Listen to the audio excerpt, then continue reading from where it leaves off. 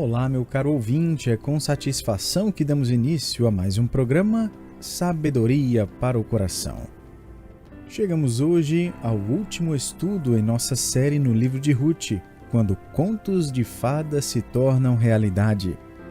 Veremos Ruth capítulo 4, do verso 13 ao 22, e o título da nossa meditação é E Viveram Felizes para Sempre.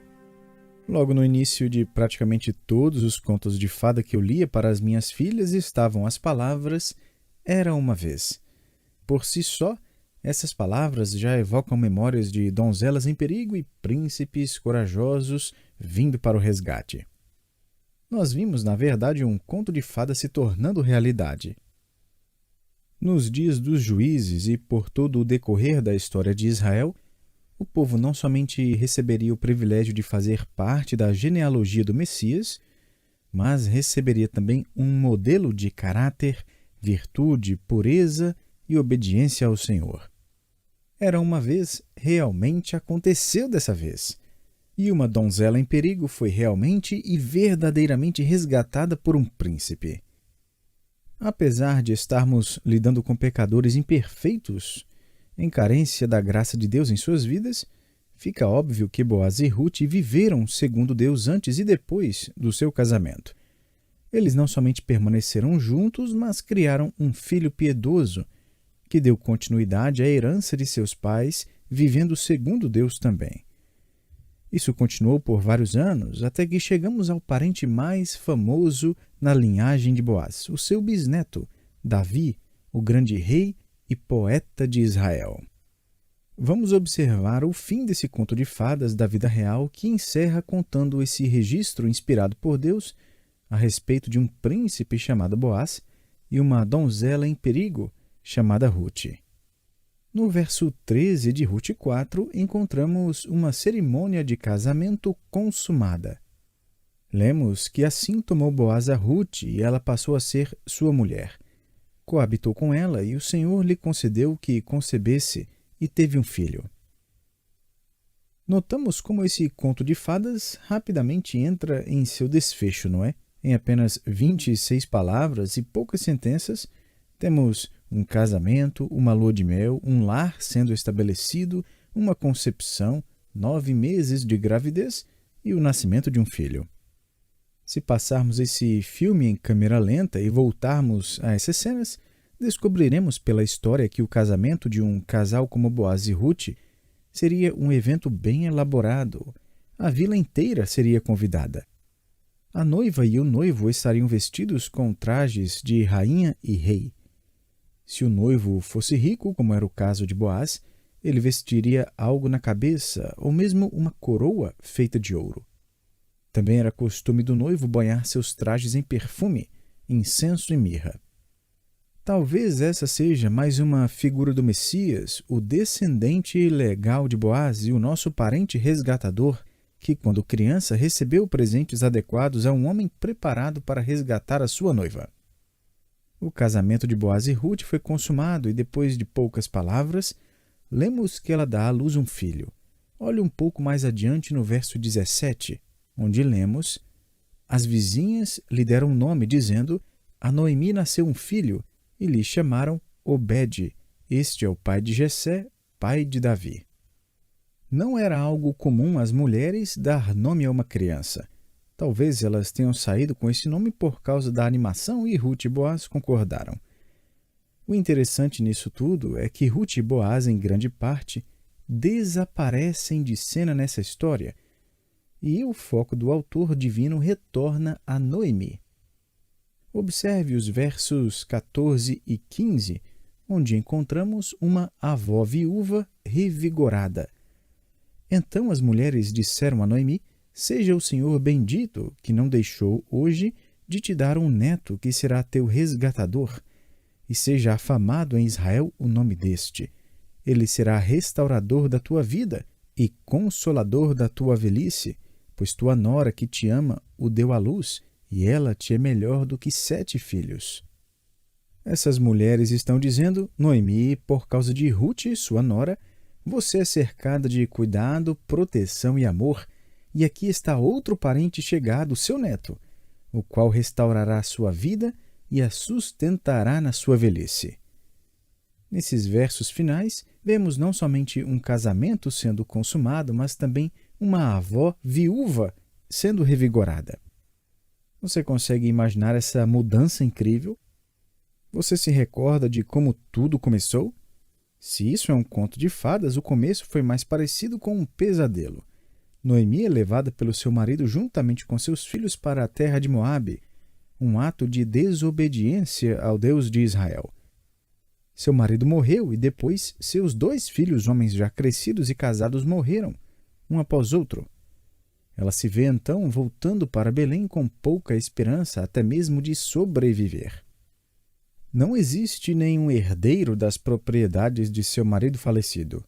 Tudo o que eles antes possuíram em Belém pertencerá ao homem que der o lance mais alto. Noemi não terá nada além daquilo que ela e Ruth puderem juntar para sobreviver juntas. Você pode se lembrar ainda que Noemi até mudou o nome dela para Amargurada, supondo que Deus a havia abandonado. Agora olhe só para ela, veja o verso 16. Noemi tomou o menino e o pôs no regaço e entrou a cuidar dele. De repente, em apenas um capítulo, Noemi está recebendo os cuidados de Boaz, um dignitário e dono de propriedades em Belém e parente de seu marido falecido. Ela e Ruth recebem agora cuidado de realeza. Ruth, que antes não pudera ter um filho em seu casamento anterior com o filho de Noemi, de repente aparece grávida e dá à luz um filho homem, herdeiro das propriedades de Noemi. É de se esperar, portanto, que essas mulheres estejam dizendo: este bebê é prova de que sua vida foi restaurada, Noemi. Este pequeno neto a ajudará em seus passos, ele voltará ao relógio e revigorará sua mente e coração. Sem dúvida alguma, essa é uma avó completamente revigorada. Ela está tão animada com o netinho que, na verdade, dedica sua vida a ajudar Ruth e Boaz na criação piedosa do menino e não a atrapalhe. Alguém escreveu que netos e avós são aliados naturais. E não é verdade? Os pais estão na luta diária em meio às suas responsabilidades de civilizar aqueles pequenos bárbaros. E a vovó chega para visitar dizendo: olha só esses meus anjinhos. Os pais têm algo completamente diferente em mente. Um rapaz perguntou a uma mãe: se você tivesse que fazer tudo de novo, você teria filhos? Ela respondeu: teria, mas não os mesmos. Os avós não entendem isso. Seus netos são pessoas perfeitas em miniatura. Os avós deixam os netos escapar depois de terem aprontado e muito, não é? Sinceramente, os avós não têm que trocar a calça rasgada ou o tênis sujo de lama. Eles não se importam se os netos comeram a sobremesa primeiro ou se a única coisa que comeram foi a sobremesa. Mas está tudo bem. Ouça, as crianças precisam disso de vez em quando. Pelo menos essa é a minha opinião. Não tenho base bíblica para isso. Os avós provavelmente podem sair com um verso da Bíblia, mas tiraram do seu contexto. Um médico e autor de vários livros no assunto sobre avós e netos escreveu que o elo entre uma criança e os seus avós é a forma de amor humano menos complicada. Uma criança que possui avós é abençoada. Minha avó materna morava na mesma cidade onde nós morávamos quando eu era criança. Ela também realizava um ministério juntamente com meu pai em uma base militar na cidade. Toda sexta-feira, nós íamos para um lugar que as crianças adoravam. Havia de tudo lá dentro: quartos, biblioteca, cozinha, local de estudo, salão de jogos com mesa de ping-pong, jogos de tabuleiro, biscoitos saindo pelos ouvidos e uma fonte que jorrava refrigerante, para a qual todos tinham livre acesso. Meus 3 irmãos e eu, filhos de missionários, ficávamos ansiosos para chegar à sexta-feira. Quase toda sexta-feira, um de nós 4 ia para a casa da vovó passar a noite com ela. Já fazia bastante tempo que ela era viúva. Passar a noite na casa da vovó era o sonho de qualquer criança. Ela tinha até televisão. Meus pais também tinham, mas não passava nada que nos interessasse. Ir para a casa da vovó uma vez ao mês significava passar a manhã toda assistindo aos desenhos favoritos e tomando o café da manhã que escolhêssemos. Ela até nos permitia tomar café na nossa própria xícara. Meus pais não sabiam disso, mas eles sabiamente decidiram que essa diversão seria boa para nós uma vez por mês. Agora, as lembranças que eu tenho da minha avó não são apenas dela violando algumas regras de alimentação. E tomem cuidado com isso, vocês que são avós. Existe uma linha fina entre desenhos e comida e o comprometimento de padrões morais e encorajamento a desobedecer a Cristo ao permitir que seus netos se comportem e façam o que bem desejarem.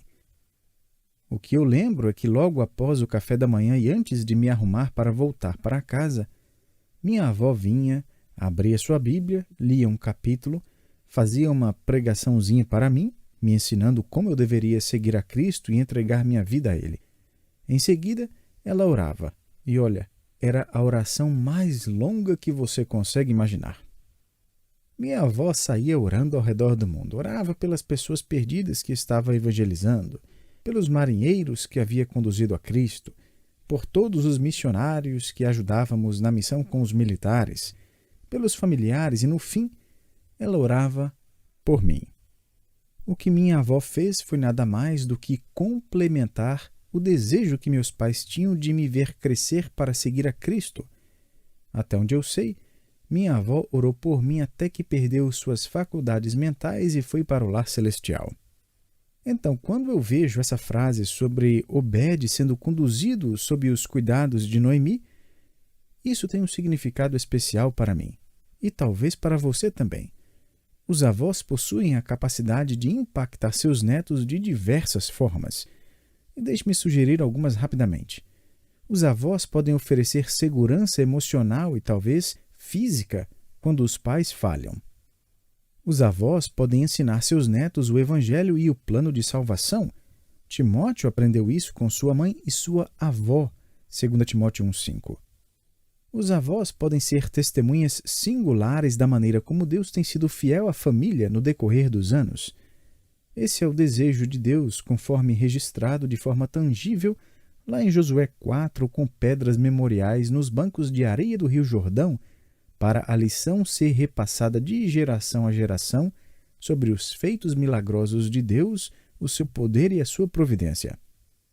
Os avós também podem se tornar conselheiros sábios com anos de experiência e conhecimento bíblico combinados. Os avós podem alcançar os netos mais facilmente como conselheiros que não julgam os seus netos quando eles compartilham questões e experiências difíceis.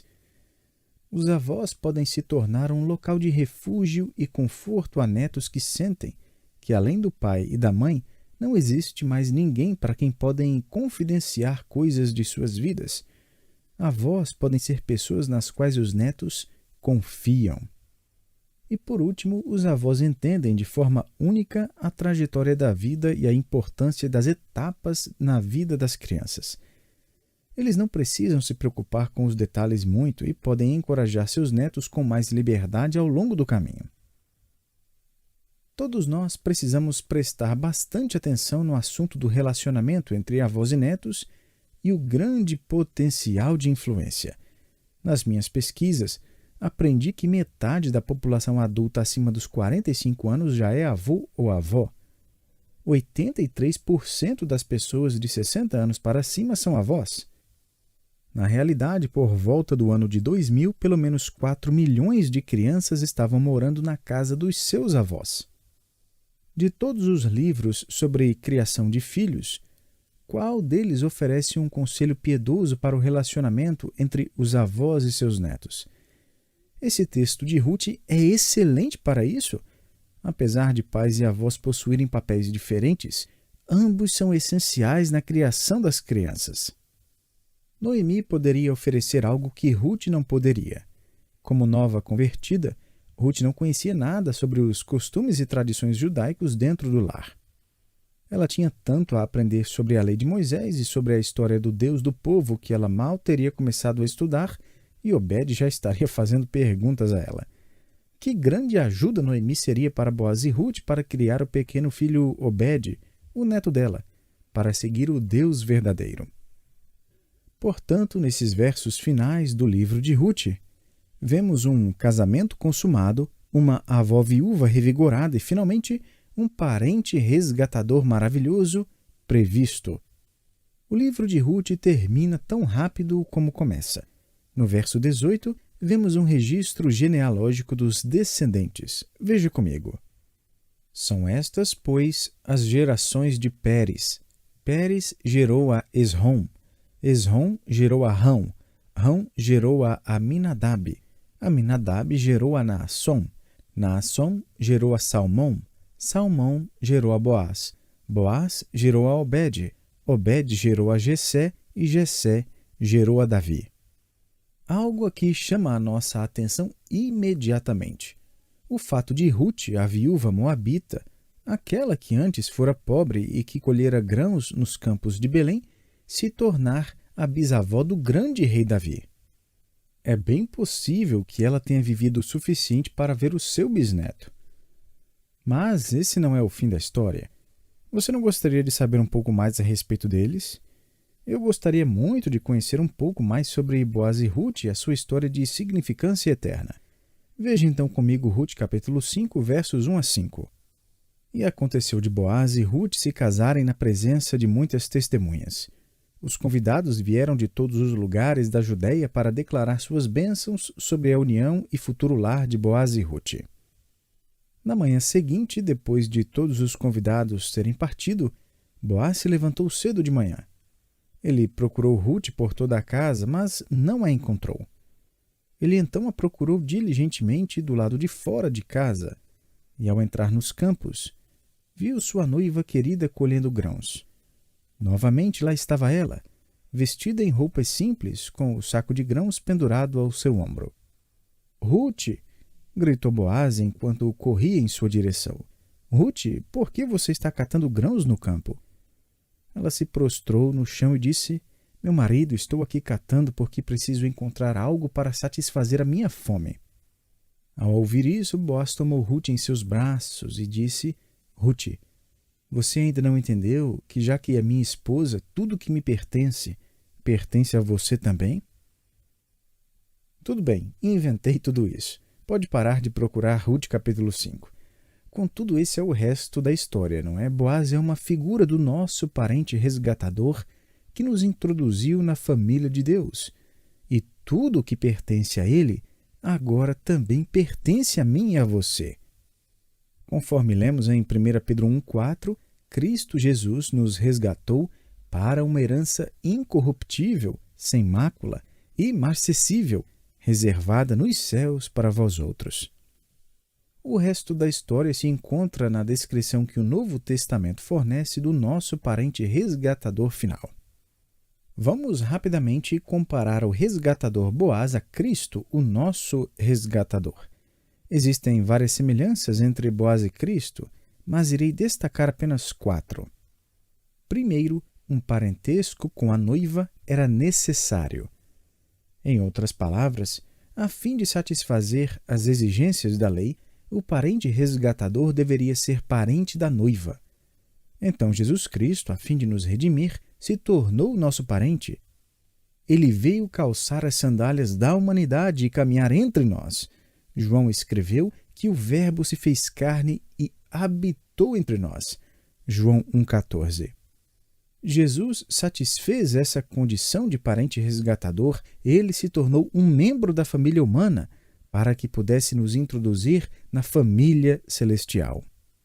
Segundo, o desejo do parente resgatador para redimir sua noiva era voluntário. O parente resgatador ainda tinha que ter o desejo, tinha que estar disposto a resgatar a noiva. Boaz poderia ter recusado essa tarefa.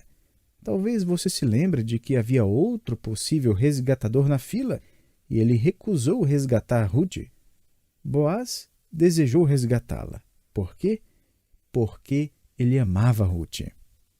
A Bíblia diz, você quer falar sobre amor? Bom, nisto consiste o amor, não em que nós tenhamos amado a Deus, mas em que Ele nos amou e enviou o seu Filho como propiciação pelos nossos pecados. O Filho veio nos redimir e ele estava disposto a nos redimir. Olhando firmemente para o autor e consumador da fé, Jesus, o qual, em troca da alegria que lhe estava proposta, suportou a cruz, não fazendo caso da ignomínia, e está assentado à destra do trono de Deus. Essa era a disposição que Jesus tinha. Boaz era parente de Ruth e ele estava disposto a redimi-la. Assim, Cristo também veio em carne, plenamente Deus e perfeitamente homem. Deus encarnado e agora relacionado à humanidade em carne e sangue. E ele se dispôs a nos resgatar, nós, a sua noiva. Mas o Redentor não somente precisa ser parente da noiva e estar disposto a resgatá-la, existe ainda mais uma exigência. Terceiro, o parente resgatador tinha que ser capaz de pagar o preço da redenção. Não importava quanto Boaz amasse Ruth, ele ainda tinha que comprar a terra e colocar as propriedades em ordem. E isso custava muito dinheiro. O outro parente resgatador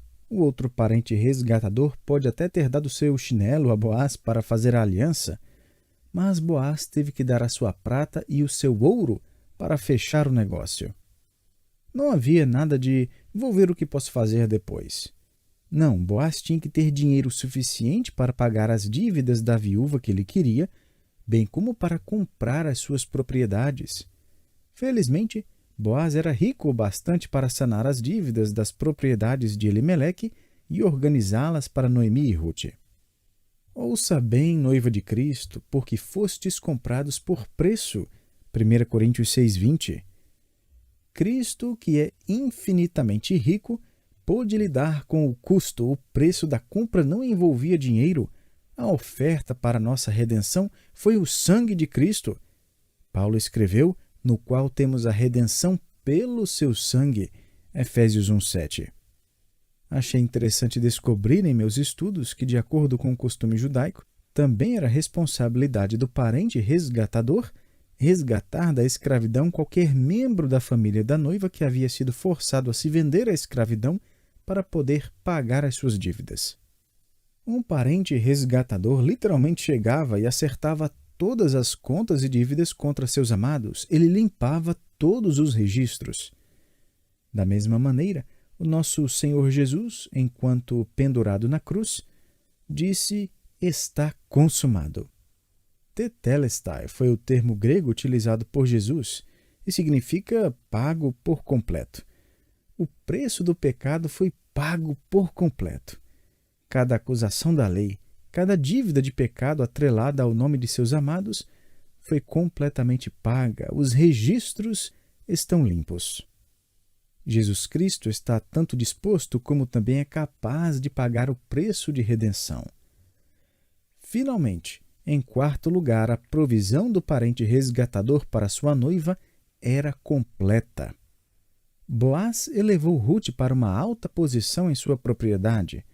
Ela não era mais uma viúva moabita, mas a esposa do proprietário. Ela legalmente recebeu o nome de Boaz. Sua posição foi alterada de estrangeira para aceita. Boaz fez provisão para todas as dívidas, tanto do passado como do presente e do futuro. Assim também, meu querido, Cristo modificou a nossa posição radical e completamente, de pecador para santo, de estrangeiro para amigo, de abandonado para filho, de perdido para resgatado, de mendigo para noiva de Cristo. A maioria dos contos de fada que eu lia para as minhas filhas, quando elas eram pequenas, começava com a expressão "era uma vez", e basicamente todas das quais consigo me lembrar terminavam com a frase "e viveram felizes para sempre". E eu pensei que essas palavras formam um final absolutamente apropriado para cada um de nós que forma a noiva de Cristo. Todos nós viveremos felizes para sempre.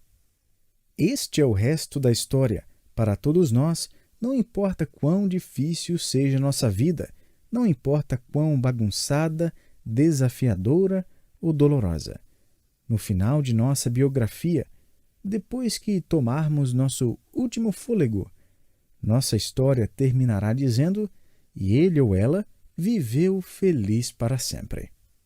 Então teremos sido levados pelo nosso príncipe, carregados pelo nosso noivo, guardados na eterna alegria de nosso Senhor para sempre.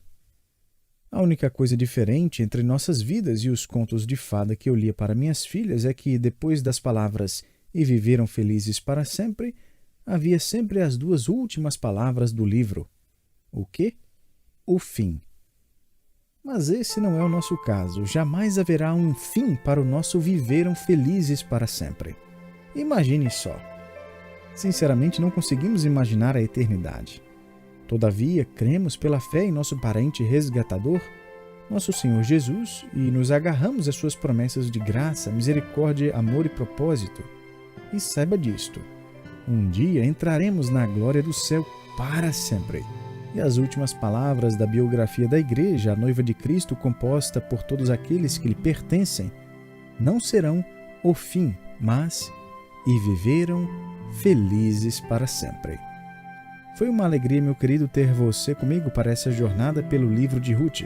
Que Deus abençoe sua vida e espero você para a nossa próxima série de estudos. Até lá!